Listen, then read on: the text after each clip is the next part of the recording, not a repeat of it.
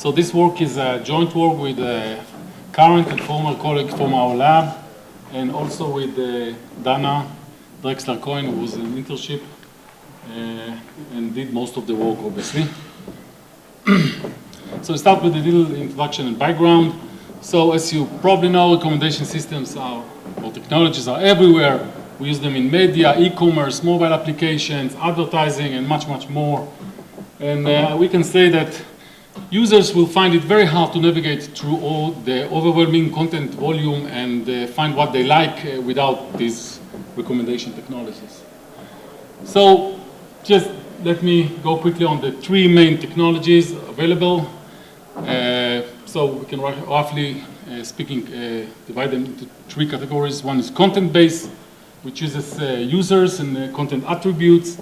Collaborative filtering, which relies solely on historical user interactions, can be implicit, like clicks and skips, or can be explicit, like rating and reviews.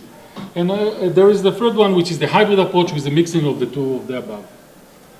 In this talk, we're going to focus on the collaborative filtering recommenders.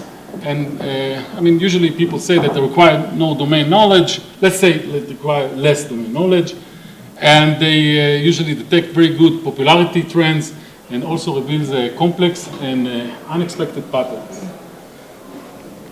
Continue with some background. Let's keep this toy example and say that we are more focusing on latent factor models, which is one of the leading collaborative filtering techniques, which in this, according to this approach, entities which are users and items in our case are presented by vectors in a low-dimensional latent space.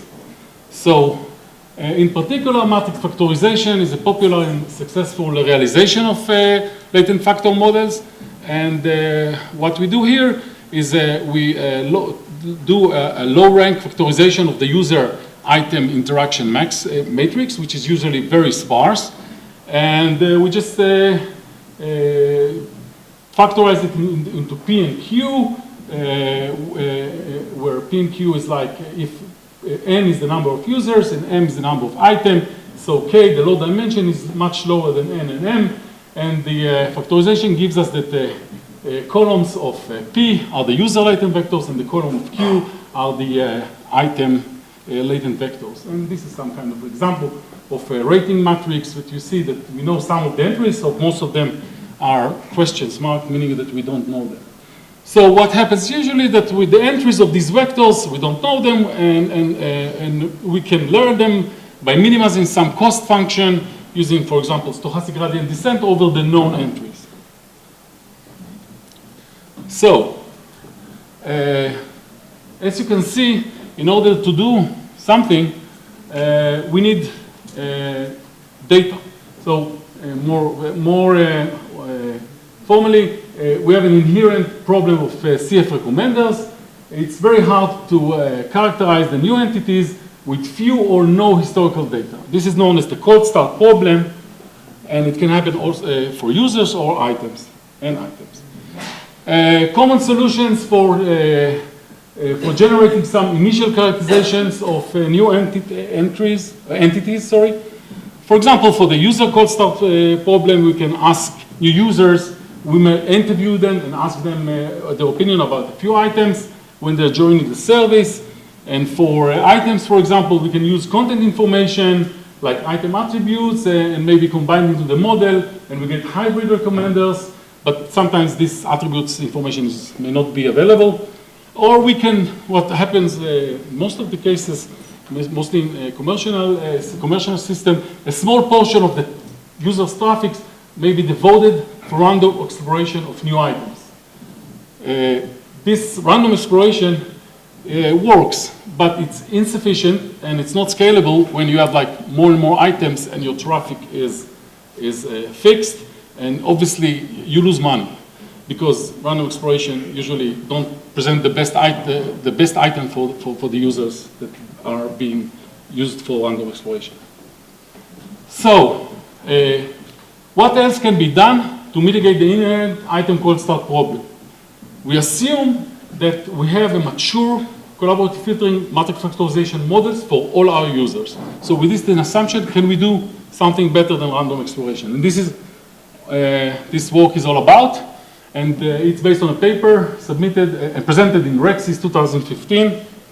And the use case here is that, let's assume we have a media site that uses random exploration to characterize new items for its CF MF recommender. And random exploration, as we said, is not scalable in the number of new items for fixed traffic. So this is the use case.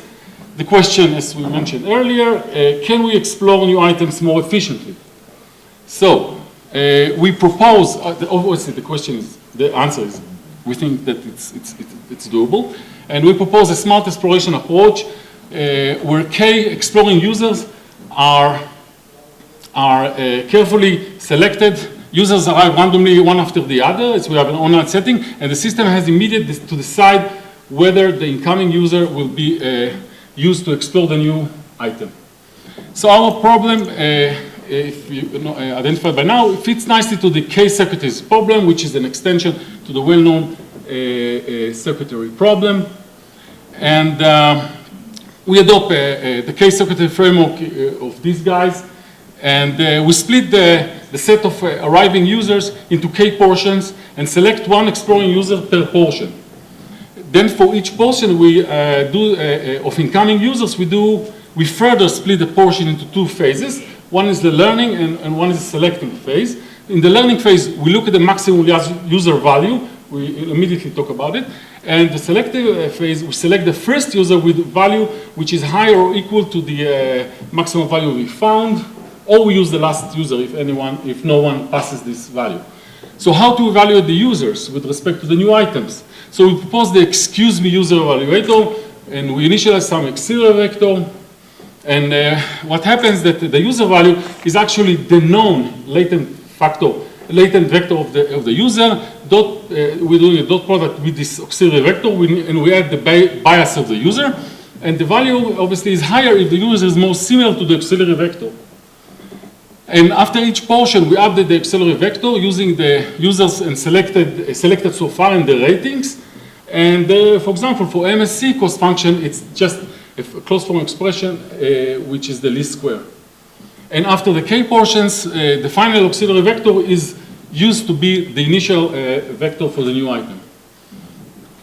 Okay, experimental results. We use the movie lens data set. We binarize that, like taking any ratings to be 1 and no rating to be 0. With performance metric was RMSC. Excuse me. And the exploring users were selected from the first 25% of the arriving users. And some results. The x-axis is the number of users selected, and the y-axis is the number of positive interactions. We have a few baselines, but just keep your eyes on the green one with the random exploration, and blue one is the ExcUseMe. So you can see, roughly speaking, we have like double the number of random exploration, positive feedback we got from the users when compared to random exploration.